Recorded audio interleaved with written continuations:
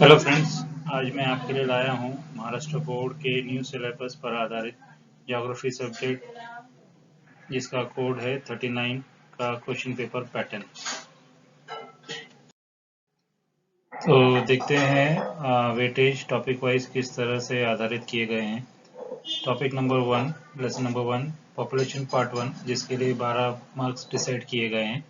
Population number 2 जो lesson number 2 है, इसके लिए 8 मार्क्स और ऑप्शन के साथ 11 marks. Lesson number 3 8 marks, lesson number 4 12 marks, lesson number 5 12 marks, 6 12 10 marks, 7 10 marks और lesson number 8 8 marks का। तो ऐसे टोटल 8 लेसन्स हैं और 80 मार्क्स डिसाइड किए गए हैं। और विद ऑप्शन अगर हम बात करें तो 112 मार्क्स उन्होंने डिसाइड किए हैं। वेटेज ऑब्जेक्टिव वाइज अगर हम बात करें तो रिमेम्बरिंग के लिए 8 मार्क्स रखे गए हैं, अंडरस्टैंडिंग के लिए 24 marks, application based 16 marks, analysis evolution creativity के लिए 24 एंड 8 मार्क्स, लाइफ स्किल के लिए कोई मार्क्स नहीं है। तो अगर हम इसको ध्यान से देखें तो अंडरस्टैंडिंग और एप्लीकेशन बेस्ड जो है, क्रिएटिविटी बेस्ड या वैल्यू एजुकेशन बेस्ड जो है, उसके लिए काफ़ी मार्क्स रखे गए हैं। तो रिमेम्बरिंग जो हम रट्टा मारते थे उसके लिए सिर्फ 8 मार्क्स रखे गए हैं, वेरेज जो एप्लीकेशन बेस्ड हैं या वैल्यू एजुकेशन क्रिएटिविटी के ऊपर काफ़ी मार्क्स रखे गए हैं। तो उस तरह से आपको अपना लेसन जो है तैयारी करनी पड़ेगी। जी की जो नॉलेज है उसके ऊपर ज़्यादा आपको ध्यान देना पड़ेगा। जहाँ तक बात करें वेटेज जो क्वेश्चंस के लिए दिए गए हैं, तो ऑब्जेक्टिव टाइप के लिए 20 मार्क्स रखे गए हैं, शॉर्ट आंसर्स के लिए 40 मार्क्स रखे गए हैं, वेरेज ऐसे टाइप जो क्वेश्चंस हैं, बड़े आंसर जो हैं, उसके लिए 20 मार्क्स रखे गए हैं। अगर ऑप्शंस के साथ बात करें तो 20 मार्क्स ऑब्जेक्टिव के लिए रखे गए हैं, शॉर्ट आंसर्स के लिए 56 रखे गए हैं, ऐसे टाइप के लिए 36, तो वो ऑप्शन के साथ आएंगे, लेकिन ओरिजिनल मार्क्स जो रहेंगे वो 20 40 20 रहेंगे। तो उस तरह से आपको अपना नियोजन करना पड़ेगा। क्वेश्चन पेपर देखने से पहले हम लोग कुछ इंस्ट्रक्शंस के बारे में देख लेते हैं। कुछ चेंजेस किए हैं इंस्ट्रक्शंस के लिए बोर्ड ने, जो हम अभी डिस्कस करते हैं। फर्स्ट जो चीज़ कही गई है वो है all questions are compulsory, draw the diagrams and graph wherever it is necessary, use of colour pencil is allowed. तो ये एक न्यू चेंज है जो फर्स्ट टाइम इंट्रोड्यूस किया गया है। यहाँ पे क्लियरली लिखा गया है कि आप कलर पेंसिल यूज कर सकते हैं अपने आंसर्स के लिए, अपने मैप के लिए। यूज ऑफ स्टेंसिल जो है, मैप स्टेंसिल कंट्री का या फिर पूरे वर्ल्ड का आप यूज कर सकते हैं। और बाकी जो है वो नॉर्मल है, जो लास्ट टाइम भी रह चुके हैं। Figure to the right indicates full marks. और जो इम्पोर्टेंट चीज़ लिखी गई है कि tie your supplement of map to your main answer sheet, ये इम्पोर्टेंट चीज़ लिखी गई है। काफ़ी लोग फोल्ड करके बीच में रख देते हैं, जो थोड़ा सा गलत मेथड है। कभी कभी उनके मैप जो हैं वो मिसप्लेस हो जाते हैं। तो इस बार बोर्ड ने डायरेक्टली क्लियरली लिखा है कि आपकी जो सप्लीमेंट रहेगी मैप की, वो आपके मेन आंसर शीट के साथ आपको जोड़नी है। तो अब शुरू करते हैं। हमारा जो मेन क्वेश्चन पेपर पैटर्न किस तरह से रहेगा। क्वेश्चन नंबर 1 जो है वो 4 अलग अलग चीज़ों में डिवाइड किया गया है, ABCD। टोटल 20 मार्क्स का क्वेश्चन होगा क्वेश्चन नंबर 1। इसमें सिर्फ मेन चीज़ आपको ये ध्यान रखनी है कि आपको क्वेश्चन नंबर ठीक से लिखना होगा। जैसे क्वेश्चन नंबर 1A अगर आप सॉल्व कर रहे हैं तो आपको प्रॉपरली लिखना होगा कि क्वेश्चन नंबर 1A में सॉल्व कर रहा हूँ। ए में जो दिया गया है वो है complete the chain and rewrite in your answer sheet. 5 marks का क्वेश्चन है। इसका एग्जांपल जो है वो मैं आने वाले स्लाइड्स में आपको एक्सप्लेन करूंगा। क्वेश्चन नंबर 1 का जो है बी पार्ट जो है वो है डू एज डायरेक्ट। इसमें 4 विभिन्न टाइप के क्वेश्चंस हो सकते हैं जो आने वाले स्लाइड्स में एक्सप्लेन किए जाएंगे। क्वेश्चन नंबर 1 का सी पार्ट जो है वो है choose the correct option buy identifying the correct correlation in given statement. इसमें आपको कोरिलेशन फाइंड आउट करना है। अगेन ये 5 मार्क्स का होगा। क्वेश्चन नंबर 1 डी पार्ट जो है वो है आइडेंटिफाइड द इनकरेक्ट ग्रुप और फैक्टर। ये 5 मार्क्स का होगा। तो ऐसे 20 मार्क्स का क्वेश्चन नंबर 1 रहेगा। क्वेश्चन नंबर 2 जो है वो है गिव ज्योग्राफिकल रीजन। कोई 4 करने हैं, 6 आपको दिए गए हैं, तो ये है टोटल 12 मार्क्स का क्वेश्चन। तो 3 मार्क्स एक के लिए रखे गए हैं। क्वेश्चन नंबर 3 जो है वो है distinguish between any 3 you have to do it. 5 दिए गए होंगे, ये है टोटल 9 मार्क्स का, 3 मार्क्स एक के लिए रखे गए। क्वेश्चन नंबर 4 जो है वो ए और बी में डिवाइड किया गया है। ए जो है क्वेश्चन नंबर 4 ए पार्ट जो है वो मैप बेस्ड क्वेश्चन है। इसमें आपको मैप से रिलेटेड क्वेश्चन पूछे गए होंगे, 8 दिए गए होंगे टोटल, उसमें से 6 करने हैं 6 मार्क्स के लिए। क्वेश्चन नंबर 4 जो है उसका बी पार्ट जो है वो है मैप या ग्राफ के ऊपर बेस्ड क्वेश्चंस होंगे। आपको मैप रीड करना है या ग्राफ रीड करना है और उसके बेस्ड जो 5 क्वेश्चन दिए गए होंगे उसके पांचों के आपको सवाल आंसर देने हैं और उसके लिए 5 मार्क्स रखे गए हैं। क्वेश्चन नंबर 5 जो है वो है शॉर्ट नोट्स, एनी 3 आपको करने हैं, 5 दिए गए होंगे और ये टोटल 12 मार्क्स का है। तो एक जो है वो 4 मार्क्स के लिए हो जाता है। क्वेश्चन नंबर 6 जो है वो 2 भागों में डिवाइड किया गया है। पहला जो है ए पार्ट वो है पैसेज। अब ये पैसेज जो है या तो सीन हो सकते हैं या अनसीन पैसेज हो सकते हैं, या तो आपके बुक में से आ सकते हैं या बुक के बाहर के आ सकते हैं। तो उसके 4 क्वेश्चंस होंगे, चारों के चारों आपको सॉल्व करने हैं और 4 मार्क्स इसके लिए रखे गए हैं। क्वेश्चन नंबर 6 का जो बी पार्ट है वो है डायग्राम बेस्ड क्वेश्चन। आपको डायग्राम बनाने हैं, कोई 2 आपको बनाने हैं, 3 पूछे गए होंगे और 2 के लिए उन्होंने 4 मार्क्स रखे हैं।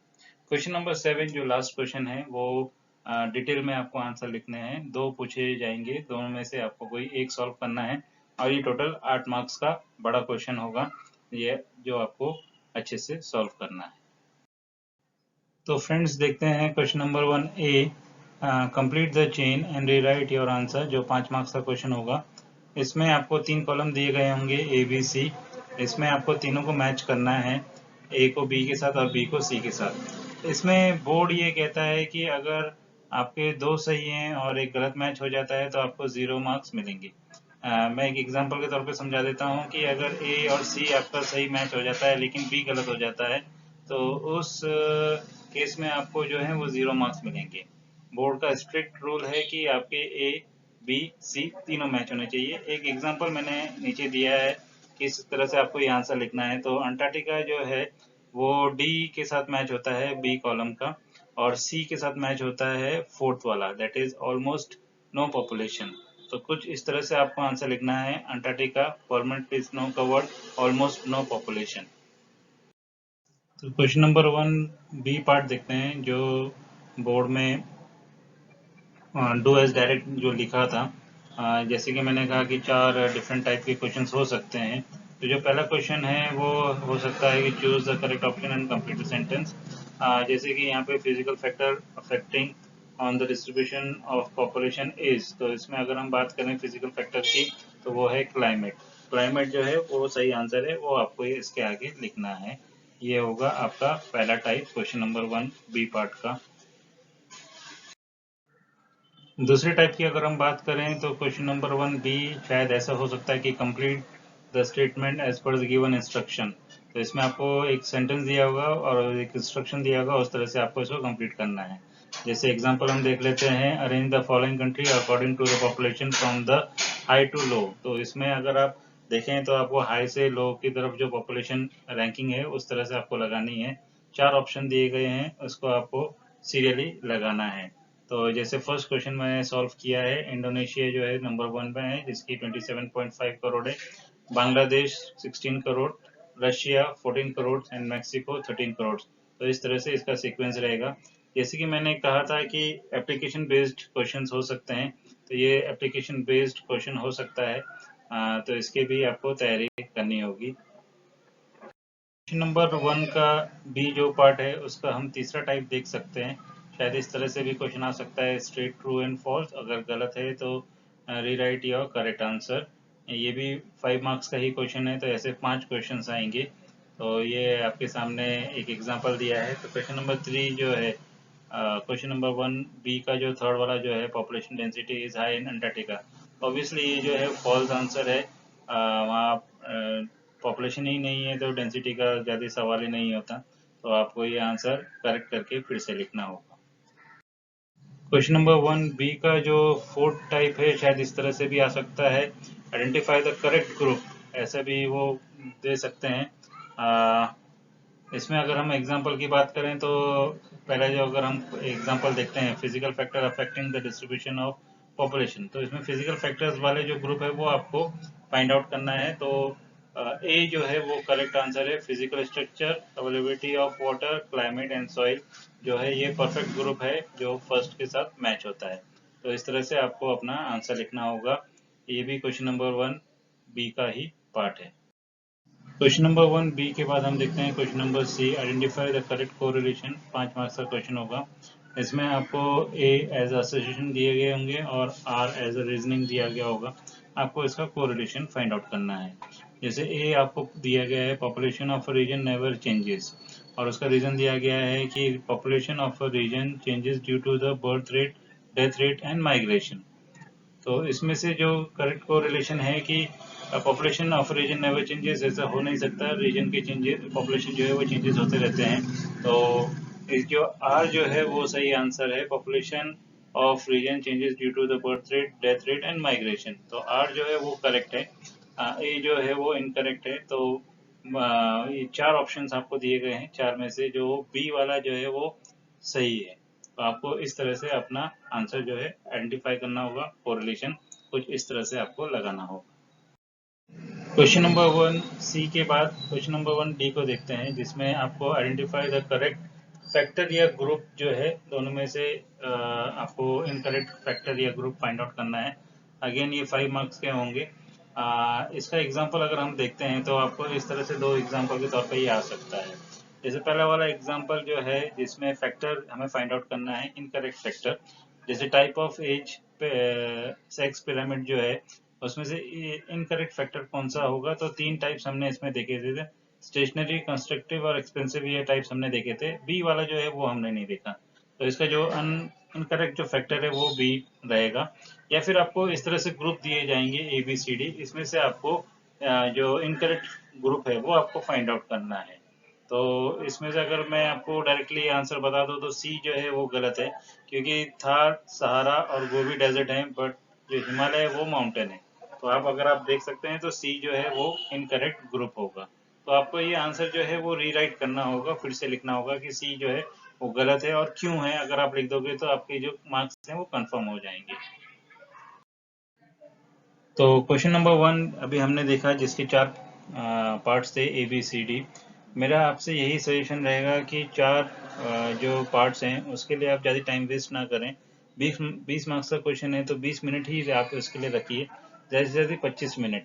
इससे ज़्यादा आप उसके लिए टाइम वेस्ट ना करें। आपको अगर आप उसी समय आंसर आ जाता है तो उसी समय आप आंसर लिख दीजिए, अगर नहीं आता है तो आप उसको बाद के लिए रख सकते हैं, लेकिन एंड में जाके वो आप कंप्लीट जरूर कीजिए। अगर आपका तुक्का मारना चाहते हैं तो आप तुक्का भी मार सकते हैं, लेकिन मेरा यही सजेशन रहेगा कि आप उसको कंप्लीट जरूर कीजिए। अब हम देखते हैं क्वेश्चन नंबर 2, जो ज्योग्राफिकल रीजंस के ऊपर बेस्ड है। इसमें से कोई भी 4 करने हैं, 6 दिए गए होंगे, तो 3 मार्क्स का एक क्वेश्चन होगा, तो 12 मार्क्स टोटल हुए क्वेश्चन नंबर 2 के लिए।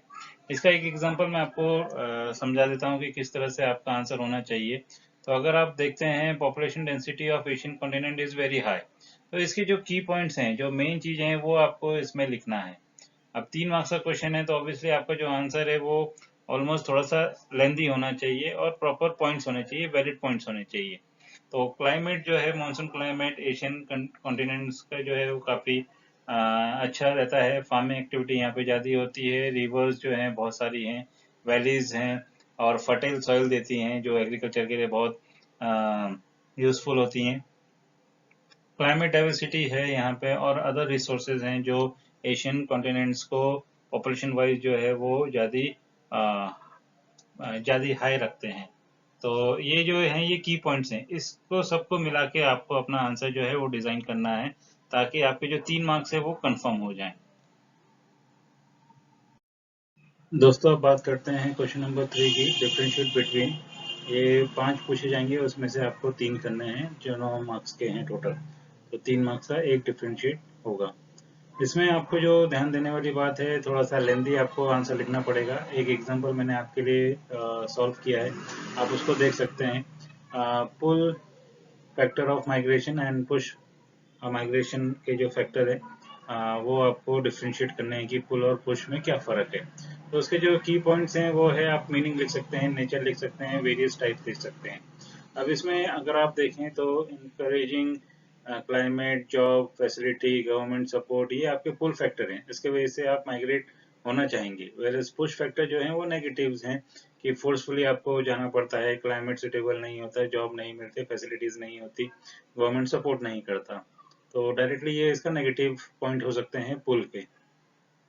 अब आप लोग क्या करते हैं, क्लाइमेट, जॉब, ये सब आप एक ही पॉइंट में डालने की कोशिश करते हैं। तो मेरा ये सजेशन रहेगा कि इसको आप अलग अलग पॉइंट्स में लिखिए। और जहाँ तक टाइम की बात है, तो आपको ये ध्यान देने वाली बात होगी कि इसके लिए आप ज़्यादा से ज़्यादा 25 मिनट जो हैं आप अपना इन्वेस्ट कर सकते हैं। 25 मिनट से ज़्यादा आप इसके लिए यूज़ ना करें। क्वेश्चन नंबर 3 के बाद हम चलते हैं क्वेश्चन नंबर 4 की तरफ, जिसमें ए और बी में डिवाइड किया गया है क्वेश्चन नंबर 4 को। पहला जो है वो है मैप से रिलेटेड क्वेश्चन है, जिसमें आपको 8 लोकेशन दिए जाएंगे, जिसमें से आपको कोई 6 सॉल्व करने हैं। 6 मार्क्स का क्वेश्चन है, तो एक लोकेशन के लिए 1 मार्क्स रखा गया है। तो आपको यहाँ पे ध्यान देने वाली चीज़ है कि हाफ मार्क जो है वो नाम लिखने के लिए होगा, और हाफ मार्क जो होगा वो लोकेशन के लिए होगा। आपको इस साल जो गए साल की अगर हम बात करें, तो इस साल आपको कंट्रीज के बॉर्डर के साथ मैप मिलेगा। पहले कॉन्टिनेंट्स के आउटलाइन मिलते थे, लेकिन इस साल कंट्रीज के बॉर्डर के साथ आपको मैप मिलने के चांसेस हैं। तो आपको क्लियरली आपको नाम और लोकेशन जो है वो अच्छी तरह से लिखना पड़ेगा। दोनों के लिए हाफ हाफ मार्क्स रखे गए हैं। अगर आप नाम लिखते हैं और लोकेशन नहीं दिखाते हैं तो हाफ मार्क्स मिलेंगे। वेरएज अगर आप नाम नहीं लिखते और लोकेशन डायरेक्टली दिखा देते हैं और वहाँ पे कुछ भी नहीं लिखते, सिर्फ आप एक सिंबल दे देते हैं, तो भी आपको 0 मार्क्स मिलेंगे, क्योंकि नाम जो है वो काफ़ी इम्पोर्टेंट है। जिस तरह से मैंने एक एग्जांपल दिया हुआ है कि आपको राइन रोड दिखाना है, तो जर्मनी आपको लिखना जरूरी है, और उसके लिए हाफ मार्क्स रखे गए हैं। वेरएज और लोकेशन के लिए हाफ मार्क्स, ऐसे मिला के आपको 1 मार्क्स मिलेंगे। जहाँ तक टाइम का सवाल है, तो इसमें आप ज़्यादा से ज़्यादा 10 मिनट अपना इन्वेस्ट कर सकते हैं, और 10 मिनट के अंदर आपको ये क्वेश्चन सॉल्व करना होगा।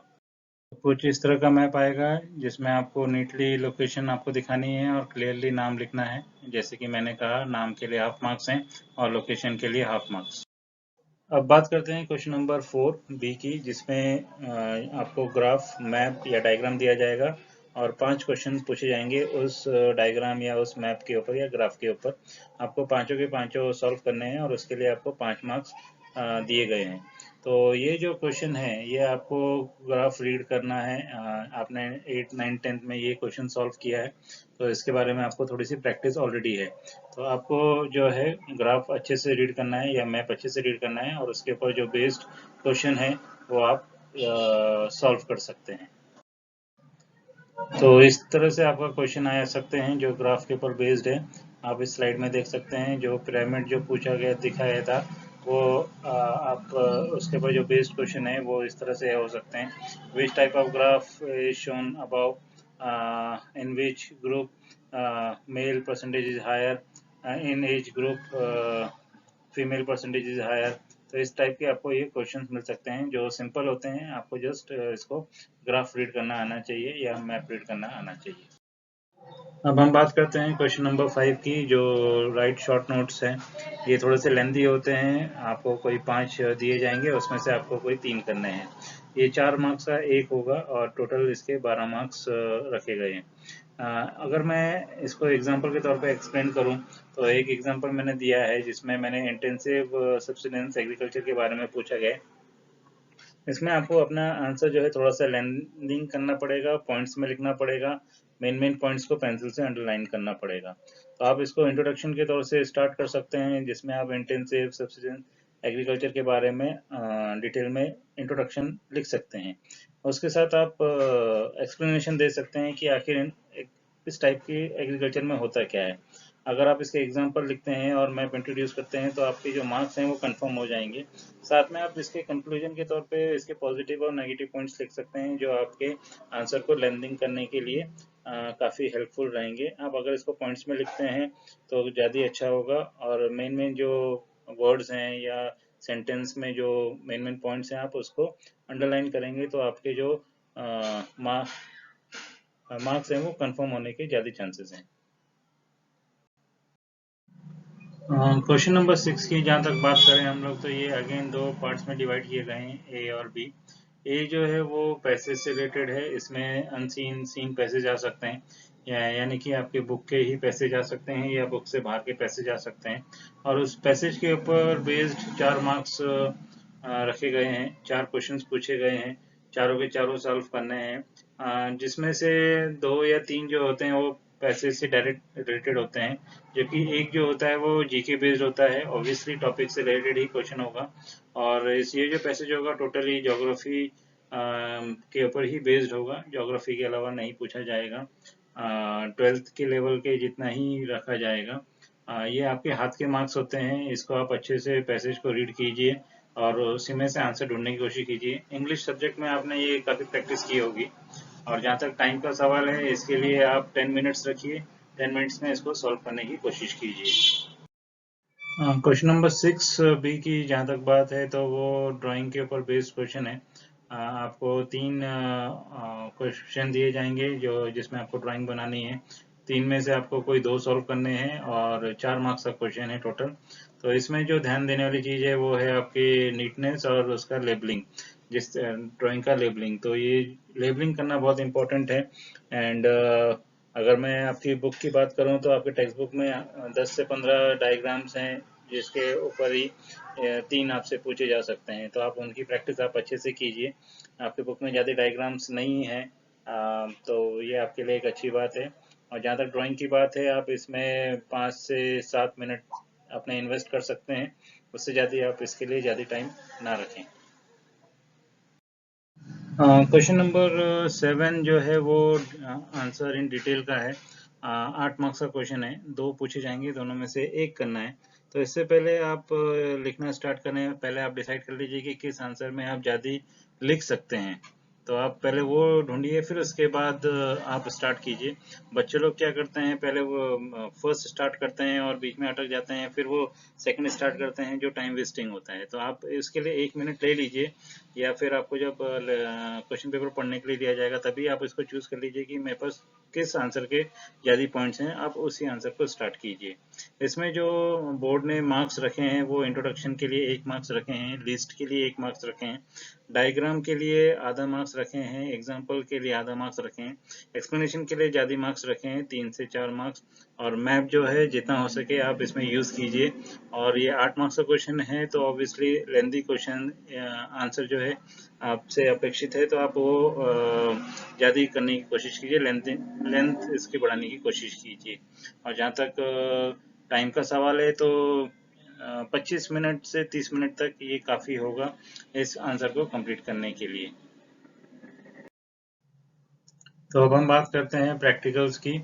वैसे तो मैंने ये वीडियो सिर्फ थ्योरी के लिए बना रहा था, लेकिन मैंने सोचा प्रैक्टिकल के लिए भी इसमें थोड़ा सा इंट्रोड्यूस कर देते हैं। तो प्रैक्टिकल का जो वेटेज है वो फर्स्ट जो प्रैक्टिकल है जो ऐप बेस्ड है उसके लिए 5 मार्क्स रखे गए, और सेकंड जो है डेटा ऑर्गेनाइजेशन उसके लिए 2 मार्क्स रखे गए। थर्ड एंड फोर्थ मिलके है, उसमें एसडी यानी स्टैंडर्ड डेविएशन या रैंक कोरिलेशन के ऊपर बेस्ड क्वेश्चन आ सकता है, वो 4 मार्क्स का होगा।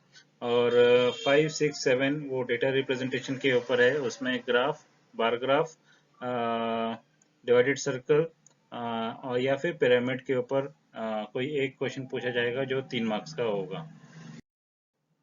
क्वेश्चन नंबर 8 जो है 9, 10 ये सब टोपोशीट के ऊपर है, इसमें आपको इंटरप्रिटेशन ऑफ टोपोशीट करना है। Human settlement, land use, occupation, transport, communication, इन सब के ऊपर बेस्ड क्वेश्चन आएंगे। कोई 5 क्वेश्चन आपको दिए जाएंगे जो जिसमें से आपको 4 सॉल्व करने हैं और टोटल मार्क्स जो हैं वो 4 के हैं।